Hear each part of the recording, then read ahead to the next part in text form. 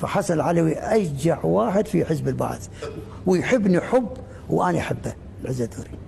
وانقطعت المحبة في فترة ما؟ أبدا، وبقت علاقتي به ولم تنقطع. وانت بالمعارضة مستمر العلاقة؟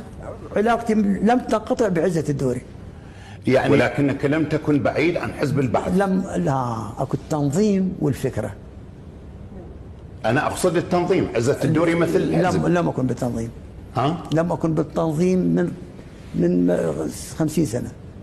عزة الدوري في الرسالة يقول لم أكن محمد، هذا الإعلان اللي أول مرة يسمعوه الناس. عزة الدوري قال أنا لم أكن موافقا على الحرب.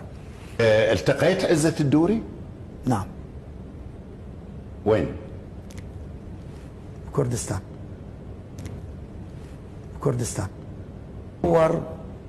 اكو بعثة راح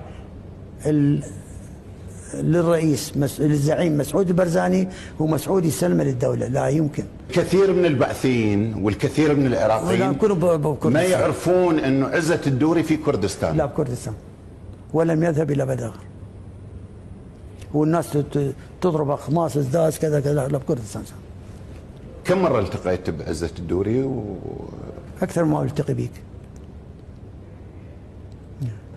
هل وجهت له نصائح او بالتأكيد او كلام؟ بالتاكيد. هو عنده تصوف، هو ما يوافق على كل حزب للحزب.